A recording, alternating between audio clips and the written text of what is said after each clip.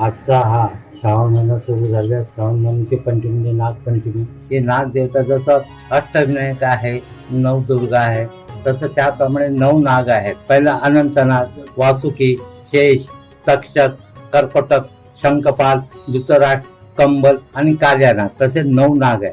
या 9 नागाचं स्मरण आणि मंत्र केले असता की घडण्याला लागलेला काळ सर्प, श्रीपिंडशास्त्र आणि पितृदोष हा निघून जातो. म्हणून नागपंचमीची पूजा ही केलीच पाहिजे.